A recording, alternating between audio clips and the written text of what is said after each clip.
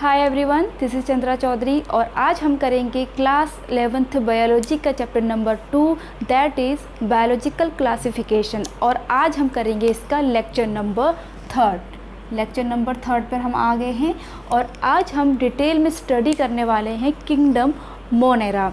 जैसा कि आपको मैंने 5 किंगडम क्लासिफिकेशन बताया था और वो किसने दिया था, R.H. विटेकर ने ये 5 किंगडम क्लासिफिकेशन दिया था जो बहुत इम्पॉर्टेंट है आपका, ठीक है। ये आपके एग्जाम नंबर आ सकता है कि किसने दिया था। उसके बाद हमने आपको मैंने एक फ्लो चार्ट बना के दिया था इन प्रीवियस वीडियो में, मतलब उसके एक सेम कैरेक्टर किस में प्रेजेंट होते किस में एब्सेंट होते ताकि आप लोगों को आसानी हो। तो आज हमने डिटेल में स्टडी करनी है 1 बाय 1 मीन्स किंगडम मोनेरा आज हम करेंगे। नेक्स्ट वीडियो में हम किंगडम प्रोटिस्टा को डिटेल में स्टडी करेंगे। ओके, तो चलिए स्टार्ट करते हैं आज का video lecture. Okay, kingdom Monera. तो सबसे पहले बता दूँ ये मोस्ट एंशिएंट है, आपके मोस्ट एबंडेंट आपके अमाउंट में पाए जाते हैं ऑन दिस अर्थ और ये किसी भी extreme climatic condition, harsh condition में भी पाए जाते हैं। तो चलिए 1 बाय 1 इनके जो कैरेक्टर्स हैं वो हम जानते हैं। तो फर्स्ट कैरेक्टर इज़ बैक्टीरिया। पहले बता दूं, ठीक है, जो बैक्टीरिया होते हैं मोनेरा में, आपका जो मोनेरा किंगडम है ये फुल ऑफ बैक्टीरिया से ही भरा पड़ा है। तो bacteria are the sole member of this kingdom. Okay, जैसे कि आपको मैंने बताया जो आपके बैक्टीरिया होते हैं वो सोल मेंबर होते हैं इस किंगडम के। ओके, नेक्स्ट है दे आर मोस्ट एंशिएंट। जैसे कि मैंने बताया था सबसे प्राचीन, स्मॉलेस्ट सबसे छोटे, एबंडेंट बहुत ज़्यादा मात्रा में पाए जाते हैं एंड माइक्रो ऑर्गेनिज्म मीन्स आपके जो आपकी नेकेड आई से नहीं दिखाई देते हैं, जिनको देखने के लिए आपको माइक्रोस्कोप की ज़रूरत होती है, बाइनोकुलर्स की ज़रूरत होती है, ठीक है। अब और ये सर्वव्यापी होते हैं। सर्वव्यापी मतलब ये आपके हर जगह पे पाए जाते हैं। आपके जैसे मैं बोल रही हूँ, आपके मेरे बीच में जो डिस्टेंस है, इस कैमरा के बीच में जो डिस्टेंस है वहाँ पे बहुत सारे बैक्टीरिया हैं, ठीक है। हमारे माउथ के अंदर बहुत सारे बैक्टीरिया है, हमारे आसपास बहुत सारे बैक्टीरिया हैं। तो ये आपके बैक्टीरिया हर जगह पाए जाते हैं।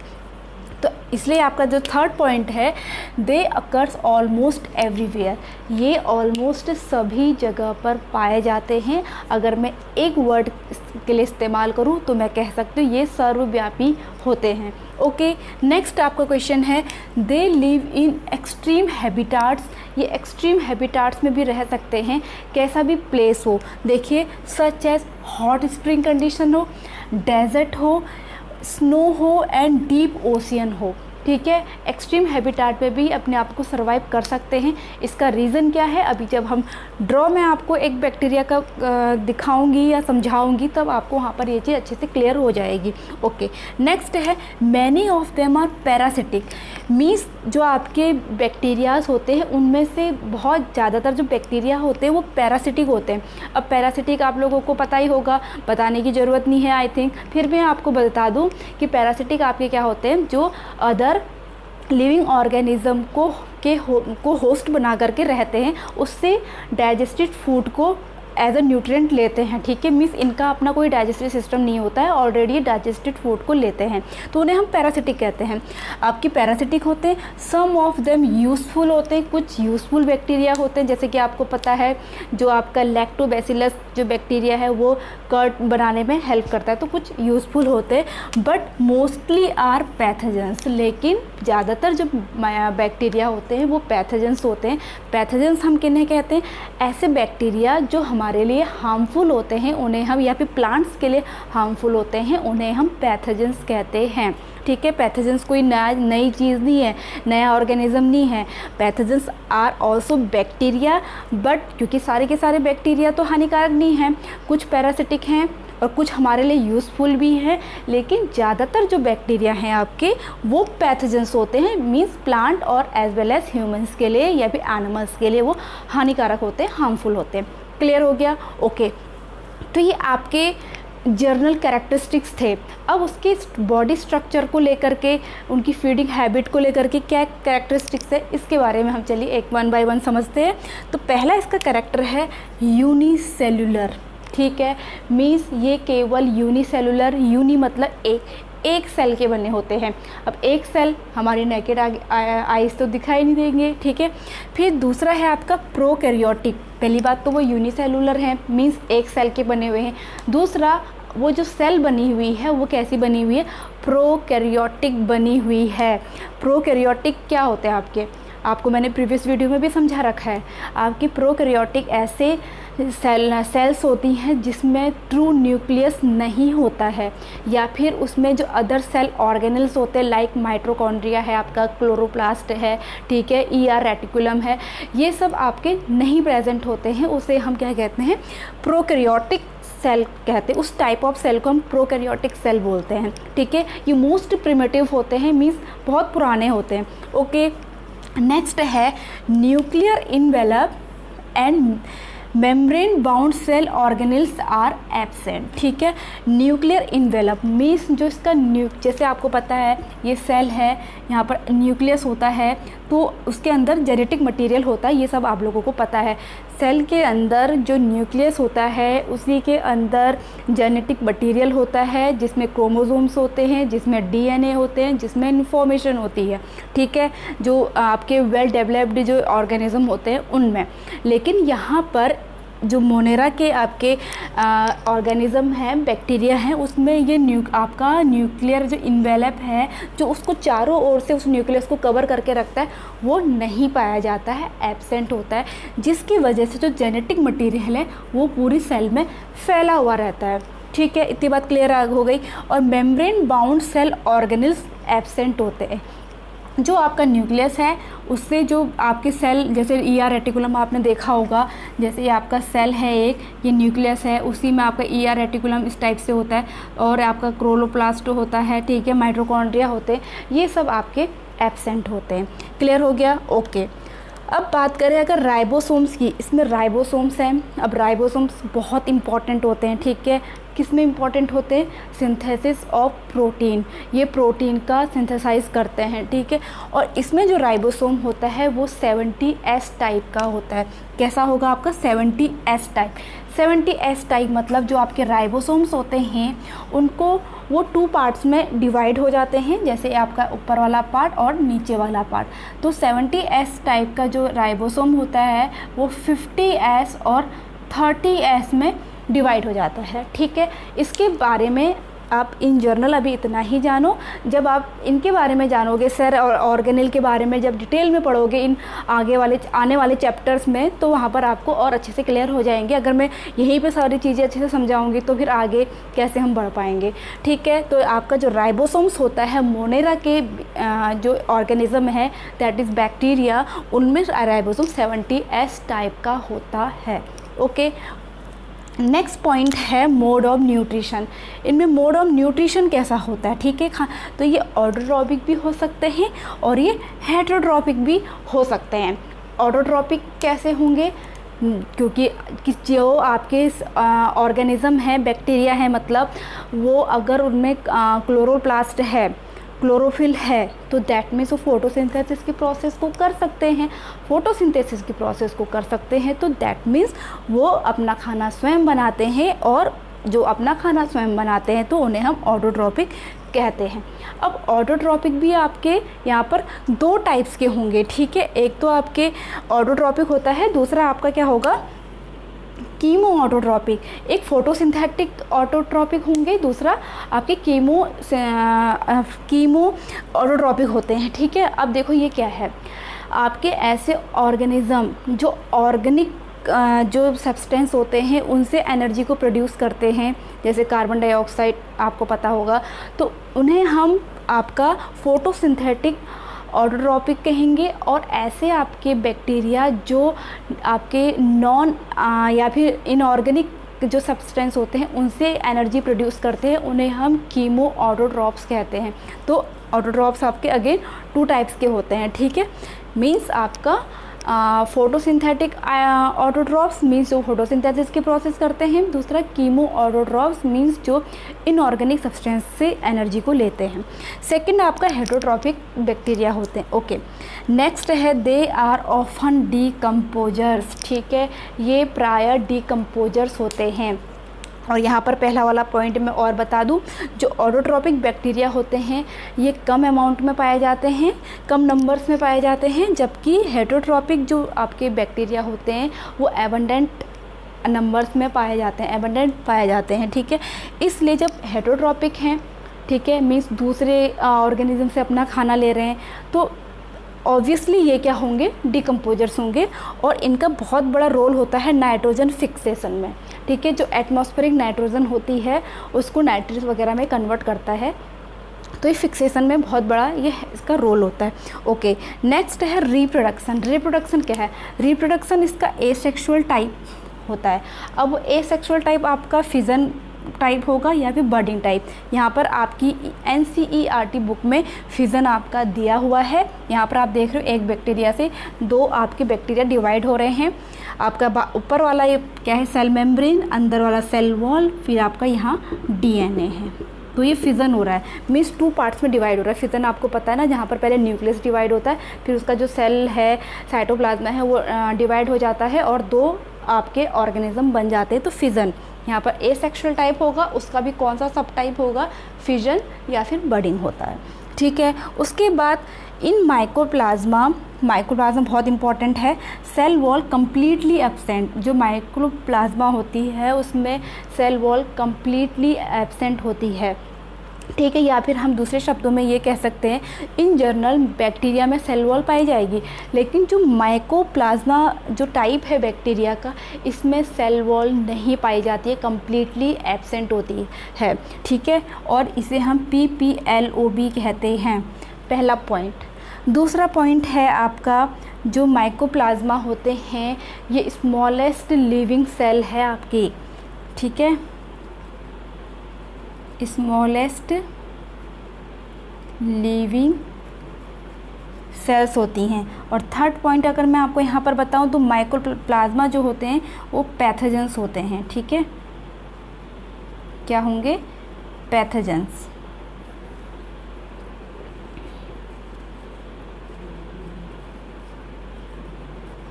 ओके, तो ये 3 पॉइंट आप ध्यान रखोगे।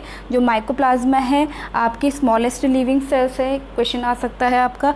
और आपका पहले इसको हम PPLOB कहते हैं। और थर्ड है आपका, इसको हम पैथोजेंस, मतलब इसको नहीं, मीन्स आपको जो माइकोप्लाज्मा होते हैं वो प्लांट्स और जो एनिमल्स होते हैं उनके लिए एज अ पैथोजेंस वर्क करते हैं, हमारे लिए बहुत ज़्यादा हार्मफुल होते हैं। चलिए, अब आई थिंक आपको कैरेक्टर तो समझ में आ गए होंगे, ये मैं मान के चल रही हूँ, और आने भी चाहिए। जो जो मैं पॉइंट आपके बोल रही हूँ अपनी नोटबुक बनाइए और उनको नोट भी करते जाइए, बहुत इंपॉर्टेंट है, ठीक है। उसके बाद नेक्स्ट है, according to your NCERT book, bacteria are grouped under 4 categories based on their shape. मतलब उनकी शेप के हिसाब से बैक्टीरिया को 4 पार्ट में या 4 ग्रुप में डिवाइड किया गया है। फर्स्ट ग्रुप है आपका स्फेरिकल कोकस, ठीक है, जो आपके गोल गोल छोटे छोटे गोल गोल होंगे। दूसरा है आपका रॉड शेप्ड बैसिलस, प्लूरल में आपकी बैसिलाई बोलेंगे, और आपकी देखिए रॉड शेप में है। थर्ड है आपका स्पाइरल स्पिरिलम, जो आपकी स्पाइरल कॉइल टाइप का बनाएंगे, ठीक है। और फोर्थ है आपका कॉमा शेप्ड विब्रियम, जिसको विब्रियम को हम प्लूरल में विब्रियो भी बोलते हैं। तो आपकी ये कॉमा, जैसे आपका कॉमा होता है ना, ये इस शेप में होते हैं, ठीक है। उसके बाद अब आपका नेक्स्ट टॉपिक है, जो मोनेरा है उसको फर्दर डिवाइड किया गया है।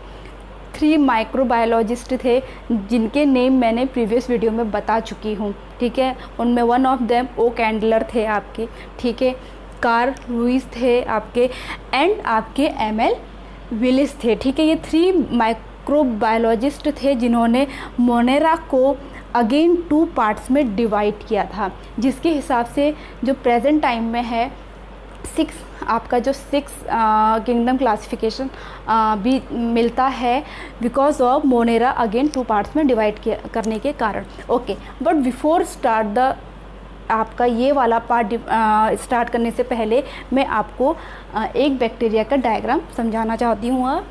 तो आई होप आपने ये सब इसका स्क्रीनशॉट ले लिया होगा या फिर नोट कर लिया होगा। तो यहाँ पर एक हम डायग्राम बनाएंगे बढ़िया सा, बिल्कुल, ठीक है।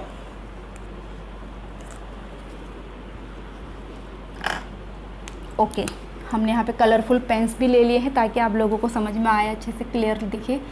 तो हमने एक यहाँ पर लिया बैक्टीरिया, ये, ठीक है। अब बताओ इसका शेप कैसा है? रॉड शेप है, ठीक है। तो मतलब ये बैसिलस है, ओके। अब इसमें हेयर पाए जाते हैं पहली बात तो, या फिर आप स्पाइक्स कह सकते हैं, कांटे। ठीक है, ओके, मैं नेम भी बताते जाऊंगी आपको। जो मैंने स्पाइक्स बताए वो इनको कहा जाता है पिलस। क्या कहा जाता है? पिलस। अब इनका वर्क देखिए, ये ना किसी भी लिविंग ऑर्गेनिज्म के साथ जब जुड़ते हैं, उसके कांटेक्ट में आते हैं तो चिपक जाते हैं। जैसे कि आपने देखा होगा कोई भी ऐसी चीज़ जिसमें स्पाइक्स होते हैं वो चिपक जाती है ना, हमारे कपड़ों में चिपक जाती है, तो सेम इनका काम भी यही है। ठीक है, हमारे कांटेक्ट में आएंगे तो ये पिलस की हेल्प से चिपक जाते हैं। दूसरा, जो आपको ये बाहर ब्लू कलर की लाइन दिखाई दे रही है, इसे हम कहते हैं कैप्सूल। ठीक है, कैप्सूल जो है इसका बहुत इम्पॉर्टेंट रोल है। पहली बात तो जो कैप्सूल है, जो इस बैक्टीरिया के अंदर का जो मटेरियल है, जो भी चीज़ है मतलब, उसको पहली बात तो ये प्रोटेक्ट कर रहा है। ठीक है, और दूसरा वर्क क्या है देखो, बहुत इम्पॉर्टेंट है। जैसा कि हमने पॉइंट पढ़ चुके हैं, जो बैक्टीरिया है वो एवरीवेयर पाए जाते हैं, मीन्स एक्सट्रीम कंडीशन में पाए जाते हैं, आपके गर्म से गर्म, ठंडी से ठंडी जगह पे पाए जाते हैं, just because of this capsule. ठीक है, जो कैप्सूल होता है यही बैक्टीरिया को प्रोटेक्ट करता है उसके एक्सटर्नल इन्वायरमेंट में, भले क्लाइमेटिक कंडीशन कैसी भी हो, एक्सट्रीम कोल्ड हो या एक्सट्रीम हॉट हो। क्लियर हो गया? तो ये कैप्सूल का काम है। ओके, अब आगे बढ़ते हैं हम। इसको मैंने कट कर दिया यहाँ से। ठीक है, तो इसके सबसे पहले जो आपकी वॉल आएगी, एक वॉल होती है यहाँ पर जिसे हम कहेंगे सेल वॉल। ठीक है, अब उसके अंदर अगेन वॉल होगी जिसको हम कहते हैं plasma membrane. Plasma membrane. Okay, अब इसके अंदर देखिए यहाँ होता है आपका क्या, जेनेटिक मटेरियल, मीन्स जिसे हम क्या कहते हैं, मैं रेड पेन से ही लिख ले रही हूँ, न्यूक्लियोइड। मीन्स जिसमें डीएनए हुआ। Okay, nucleoid. और पहले ही हम पढ़ चुके हैं क्योंकि इसमें न्यूक्लियस नहीं है। ठीक है, क्योंकि प्रोकैरियोट्स है ना, अब प्रोकैरियोट्स है तो इसमें तो न्यूक्लियस होगा ही नहीं, लेकिन जेनेटिक मटेरियल तो होगा। अब न्यूक्लियस नहीं है तो न्यूक्लियर इनवेलप नहीं है, तो इसमें जो जेनेटिक मटेरियल है, न्यूक्लियोइड है, वो फैला हुआ होता है। ठीक है, तो डीएनए आपका, एंड यहाँ पर आपके छोटे छोटे ये क्या होते हैं, दीज आर कॉल्ड राइबोसोम। ठीक है, और अभी अभी हम पढ़ चुके जो राइबोसोम का टाइप होता है वो 70S होता है, और इसका जो वर्क होता है वो प्रोटीन सिंथेसिस में होता है, प्रोटीन बनाता है ये। एंड बाकी जो पार्ट आपका बचा, ठीक है, जो लिक्विड होता है, इसे हम क्या कहते हैं, साइटोप्लाज्मा। साइटोप्लाज्मा। ओके, इतना आई होप डायग्राम आप लोगों को समझ में आ गया होगा। अब एक मोस्ट इम्पॉर्टेंट चीज़ रह गई है, कुछ बैक्टीरिया आपके मूव कर सकते हैं। ठीक है, अब मूव कैसे करेंगे, बिकॉज ऑफ दिस फ्लैजिलम। ठीक है, उसमें फ्लैजिलम पाया जाता है। अगर वो मोटाइल होंगे, ठीक है, मोटाइल होंगे तो फ्लैजिलम होगा। तो ये आपका डायग्राम हो गया किसका, बैक्टीरिया का। अच्छा बना है ना? ये क्या है आपका, बैक्टीरिया। तो आपको ये ड्रॉ भी आना चाहिए। ओके, डायग्राम भी हमारा यहाँ पे हो गया। ओके, जैसा कि मैंने अभी आपको बताया, जो मोनेरा था उसको अब डिवाइड किया गया है 2 पार्ट्स में। First one is Archie bacteria, second one is you bacteria. ठीक है, और मैंने अभी साइंटिस्ट के नेम भी आपको बता दिए कि किन माइक्रोबायोलॉजिस्ट ने इनको डिवाइड किया है। ओके, पहला पॉइंट देखते हैं हम, एंड ये जो पॉइंट आपको यहाँ पर दिख रहे हैं ये आपके पॉइंट हैं किसके, आर्की बैक्टीरिया के पॉइंट्स हैं ये। ठीक है। यू बैक्टीरिया के पॉइंट्स मैंने यहाँ लिखे हैं क्योंकि ये थोड़ा डिटेल में आपको और पढ़ना है। ओके, अगर हम आर्की बैक्टीरिया की सेल वॉल की बात करें तो इसकी सेल वॉल होती है नॉन सेल्यूलोसिक, ठीक है, नॉन सेल्यूलोसिक होती है, मीन्स सेल्यूलोज की नहीं बनी होती, क्योंकि इन जनरल जो सेल वॉल होती है वो आपकी सेल्यूलोज की बनी होती है, फंगी में आपकी काइटिन की बनी होती है। तो नॉन सेल्यूलोसिक है बट डिफरेंट, क्योंकि यू बैक्टीरिया जो होते हैं ना, अगर आप खाली एक जर्नल आप वो पढ़ोगे कि मोनेरा की सेल वॉल कैसी होती है तो नॉन सेल्यूलोसिक होती है, ठीक है। लेकिन इसका हम डिवीज़न जब करेंगे आर्की बैक्टीरिया और यू बैक्टीरिया की, तो इसकी भी नॉन सेल्यूलोसिक होती है, इसकी भी नॉन सेल्यूलोसिक होती है, बट दोनों में डिफरेंस है कि इसकी जो नॉन सेल्यूलोसिक है और जो यू बैक्टीरिया की नॉन सेल्यूलोसिक है दोनों में डिफरेंट होगा, इसलिए यहाँ पर लिखा है different from you bacteria. Okay, clear हुआ ना पॉइंट। ओके, नेक्स्ट है सर्वाइव इन हार्श कंडीशन। ये किसी भी हार्श कंडीशन में सर्वाइव कर सकते हैं, और वो जिस कंडीशन में सर्वाइव कर सकते हैं उसके बेसिस पे इन्हें 3 पार्ट्स में 3 टाइप्स के बैक्टीरिया कहा जाता है। और एक चीज़ मैं बता दूं, ये आपके जो आर्की बैक्टीरिया है ये मोस्ट एंशिएंट होते हैं, ठीक है, मोस्ट एंशिएंट होते हैं, मोस्ट प्रिमिटिव होते हैं। ओके, अब जैसे कि मैंने बताया कि जो उनके जो वो रहते हैं हार्श कंडीशन में, उसके बेसिस पे आपके 3 आपके टाइप्स के बैक्टीरिया। पहला है मैथेनोजेंस, ठीक है। मैथेनोजेंस जो बैक्टीरिया होते हैं वो लिव इन मार्शी एरिया, वो मार्शी एरिया में रहते हैं।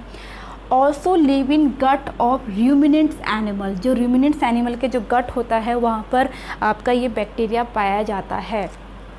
और यहाँ पर एक चीज़ और क्लियर कर दूँ, आई होप आपको रूमिनेंट्स एनिमल्स क्या होते हैं ये तो मालूम ही होगा, फिर भी जिन स्टूडेंट्स को नहीं मालूम है फिर भी मैं बता दूँ, ऐसे एनिमल्स जो जब खाना खाते हैं, ठीक है, घास खाते हैं तो उस वक्त वो फटाफट निगल लेते हैं। जब वो पूरा खाना निगल लेते हैं उसके बाद वो आराम से बैठते हैं या फिर खड़े ही रहते हैं। जो उन्होंने खाना निगला हुआ है उसको अगेन अपने माउथ में लाते हैं और उसे च्युइंग कहते हैं, ठीक है। तो ऐसे एनिमल्स को जो अपने खाने को दोबारा मुंह में ला करके उसको च्युइंग करते हैं तो उन्हें हम रूमिनेंट्स एनिमल्स कहते हैं। फॉर एग्जांपल आपका हो गया काऊ, बफलो, 2 एग्जांपल आपके हो गए, ठीक है। ओके, तो वो उनके गट में रहता है।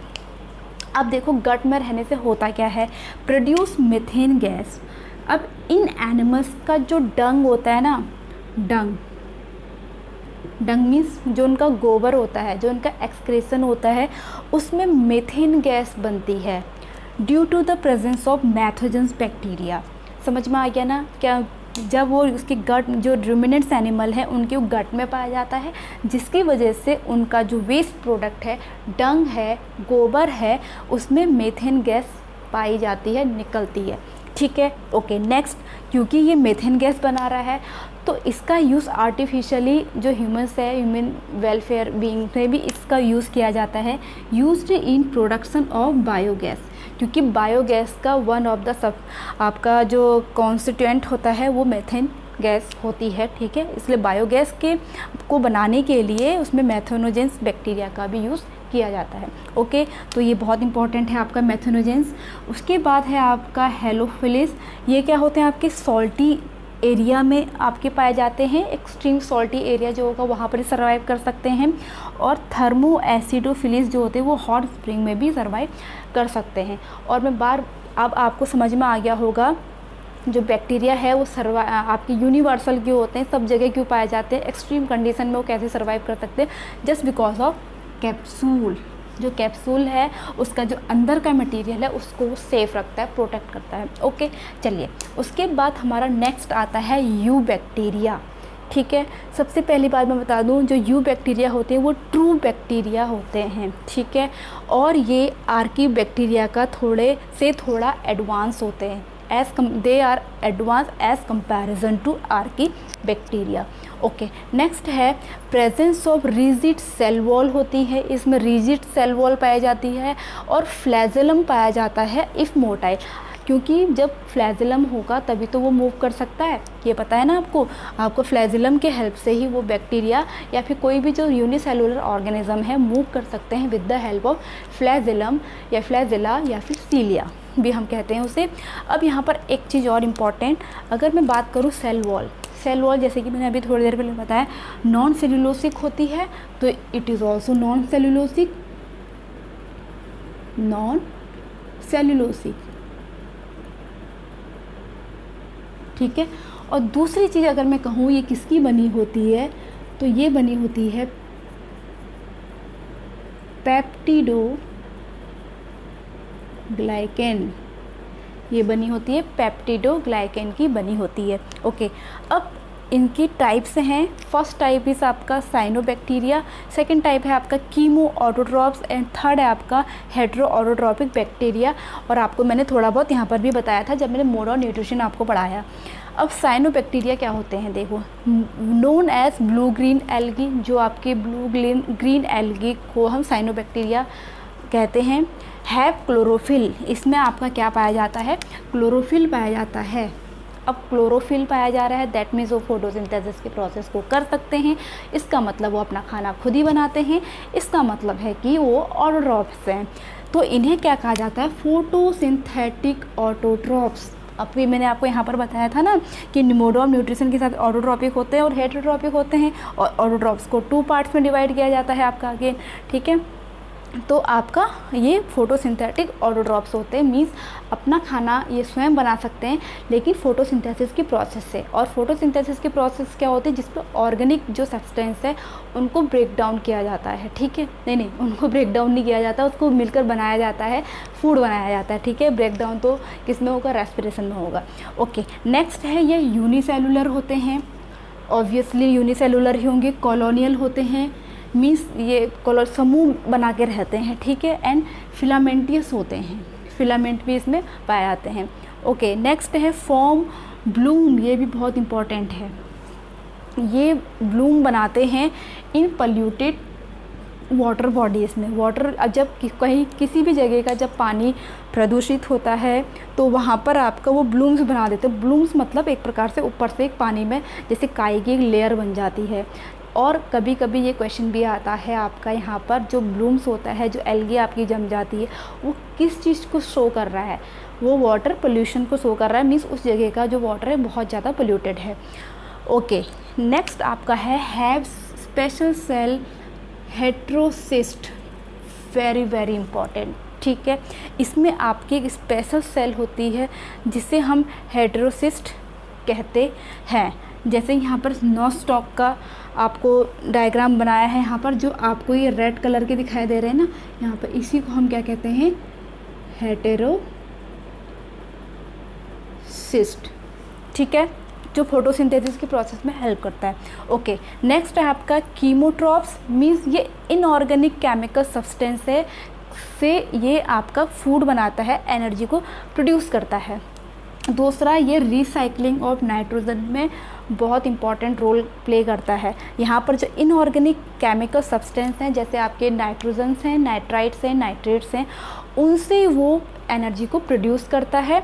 इसलिए जो नाइट्रोजन है उसको रिसाइकलिंग, क्योंकि हम यहाँ पर ऑलरेडी मैं आपको बता दिया है, ये नाइट्रोजन फिक्सेशन में बहुत इंपॉर्टेंट रोल प्ले करते हैं। इसलिए ये आपके जो chemo autotrophs he you bacteria का जो कीमोट्रॉप्स ऑटोट्रॉप्स होते हैं वही ये काम करते हैं, जो नाइट्रोजन होते हैं उसको रिसाइकलिंग करते हैं, ठीक है। और लास्ट आपका है heterotrophic bacteria, most abundant amount में ये पाए जाएंगे, ठीक है। आपको मैंने पहले ही बताया ऑटोट्रॉप्स होंगे, हेटेरोट्रॉप्स होंगे।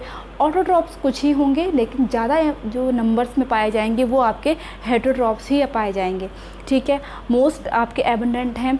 अब हेटेरोट्रॉप्स है तो डिकम्पोजर्स होंगे ही होंगे, हमारे इन्वायरमेंट को क्लीन करते हैं एक प्रकार से। Significant impact on human affairs, means आपके पहली बात तो कुछ बैक्टीरिया जैसे कि मैंने बताया आपका हमारे लिए हेल्पफुल होते हैं, ठीक है, कुछ यूज़फुल होते हैं। एंड आपके सिग्निफिकेंट इम्पैक्ट का मतलब यही है, डिकम्पोजर्स है तो हमारे लिए देखो कितने एक प्रकार से पैथोजेंस हैं तो हमारे लिए हानिकारक हैं क्योंकि हमें वो बीमार भी बना रहे हैं। लेकिन जो बैक्टीरिया एज अ डिकम्पोजर्स काम करते हैं, ठीक है, जो मरी हुई चीज़ें होती हैं, डेथ एनिमल्स होते हैं या प्लांट्स होते हैं सड़े, उनको वो नेचर से बिल्कुल ही उनका सफाया कर देते हैं। So that's why significant impact on humans affair, ठीक है। तो ये आपका होल नोट्स हो गए, होल एक्सप्लेनेशन हो गया अबाउट किंगडम मोनेरा। तो आई होप आज का होल वीडियो लेक्चर आप लोगों को अच्छे से समझ में आया होगा। क्लियर हो गया होगा। तो अगर अच्छा लगा हो तो please hit the like, leave the comment, subscribe to my channel and press the bell icon.